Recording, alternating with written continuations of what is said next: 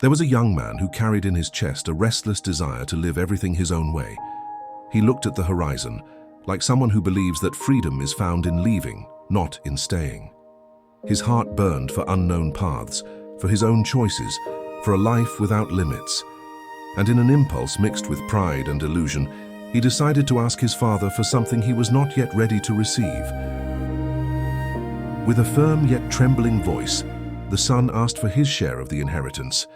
The father, silent, felt the pain of one who sees a loved one leave before the right time. Even so, he granted it, not out of weakness, but out of love, because true love knows there are pains that only the road can teach. And with the inheritance in his hands, the young man left, believing he was finally the master of himself and of his own destiny. In the first days, the world seemed perfect. Lights, parties, friends appearing from every corner. The young man felt big, free, invincible, but the shine of choices without roots is brief. The coins slipped away quickly, and the hugs that once surrounded him began to fade. The emptiness he tried to fill with pleasure grew deeper, more voracious, more lonely. The life then became a desert. Everything he owned was lost in the sand of his imprudence. The young man discovered that freedom without purpose turns into a prison. And when hunger came, there were no friends left, no parties, no plentiful table. Only the bitter silence of reality remained. He wandered in search of any sustenance, but found closed doors and eyes that turned away without mercy. That was how he found himself working with what was left, feeding pigs. A task unimaginable for someone who had grown up under care and honor. Now, with his feet in the mud, the stench of decay and hunger burning his stomach, he longed to eat the same food the animals ate. It was a cruel picture of how far his choices had taken him from what truly mattered. In the silence of that place, something began to awaken inside him. It was not guilt nor despair, it was awareness. He remembered his father, the home, the plentiful table, the love that had always been there.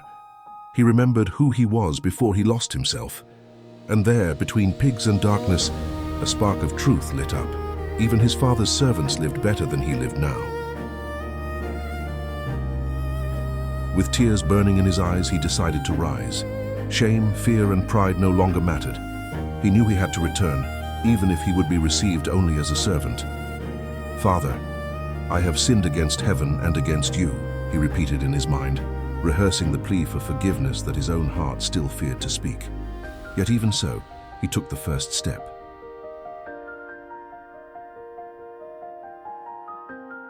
The walk back felt endless. Each step brought memories, regrets, ghosts of the choices he had made, but it also brought something new. Hope. A fragile hope, yet real. He imagined the father far away, perhaps hurt, perhaps angry, perhaps unable to receive him. Even so, he chose to keep going. For sometimes faith begins with just one step toward what was lost.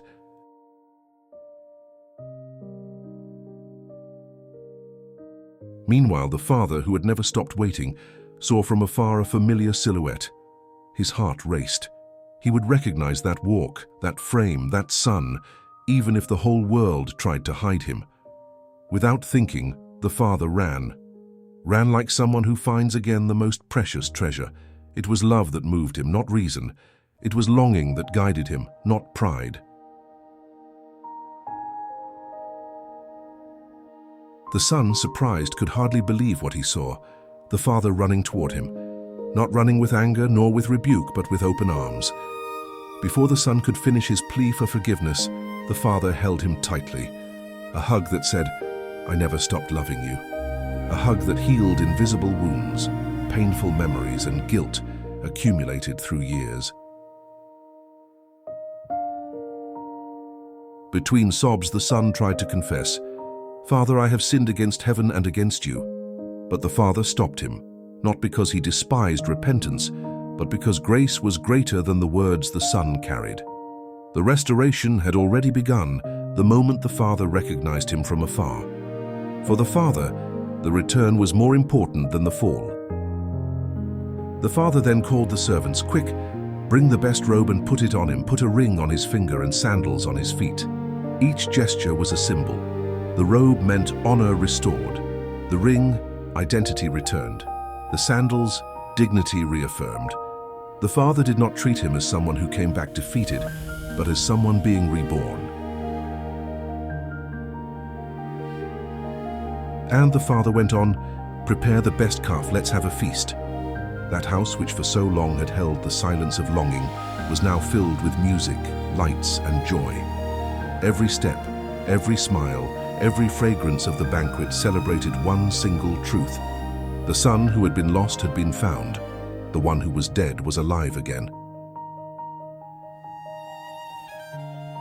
But while the house celebrated, the older brother watched from afar. He had stayed, worked, obeyed. He had done everything right. And now he saw his brother's return with the eyes of someone who felt injustice. He could not understand how someone who wasted everything could be received with such love. His heart, silent, carried a pain he himself could not explain. Filled with indignation, the older brother refused to join the feast.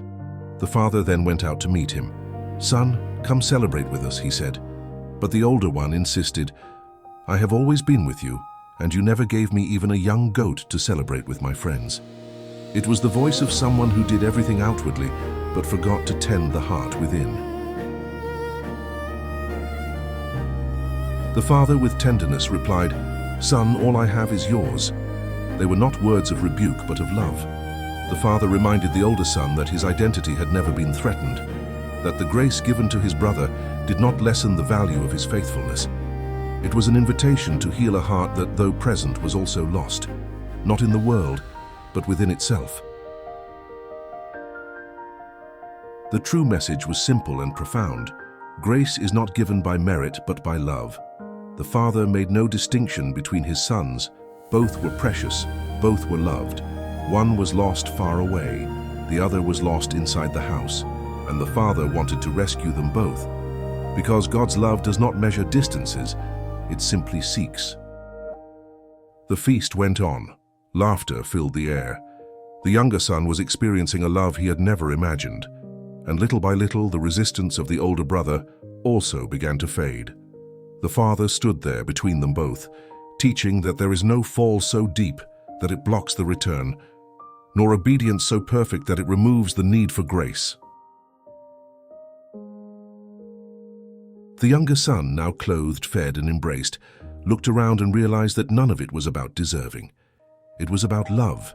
It was about the heart of a father who chose to celebrate the return rather than punish the fall. It was about a house that had room for restarts, forgiveness, and new beginnings, a house that represented the very heart of God. The older brother watched everything in silence, and in that silence he began to understand. He realized that the father's love for his brother did not reduce the love he had for him. He saw that the feast was not about rewarding mistakes, but about restoring lives.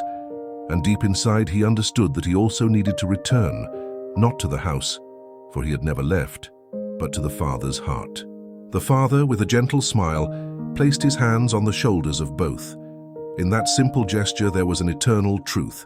Both were sons. Both were loved. Both had a place in the father's heart.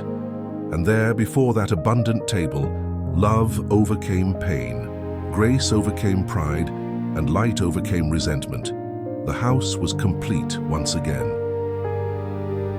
The night went on, lit by the feast, and the father looked at his sons with the joy of one who knows that nothing is more powerful than the love that restores. It was not just a celebration of return, it was a celebration of rebirth. For when grace finds the one who was lost, it does not return only the path, it returns life. And in that house, on that night, life began again.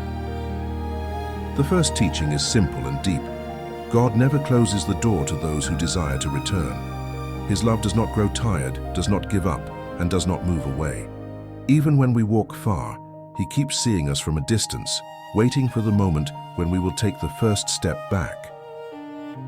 The second teaching shows us that repentance is not shame, it is freedom. The son returned with no guarantees, no certainties, only a sincere heart. And God always receives those who come back this way, without masks, without excuses, only with truth. The third teaching reveals that God's grace restores identity. The robe, the ring, and the sandals symbolize this. When God forgives us, He does not return us as servants, He returns us as sons. He restores dignity, honor, and belonging.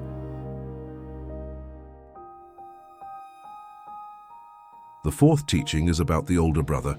Even the one who stays still needs grace. Sometimes we get lost inside ourselves, in pride, in comparison, in self-righteousness. The Father reminds us that grace does not diminish anyone, it only expands love. The fifth teaching is that heaven's celebration is always about restoration. God does not celebrate failures, He celebrates returns. Every return, every sincere tear, every heart that chooses to begin again is a reason for joy in the Father's heart. The story of the prodigal son is not only about someone who got lost, it is about all of us. We have all walked too far, made choices that pulled us away from love. But we have also been reached by the grace that finds us in the middle of the ruins and brings us back home. And maybe today you are living your own return. Maybe you are on the path of repentance, or maybe in the place of the older brother. It does not matter where you are, the Father is still waiting. He runs toward you. He restores what you lost. He lights the flame of a new beginning. If this story touched your heart, share it. Someone needs to remember that God still makes the impossible happen. And don't forget to follow the channel, turn on notifications, and watch our teaching videos that strengthen faith every day. Start today, the 21 days of faith. When God restarts your life, a daily devotional to restore your faith and reignite what God placed in you.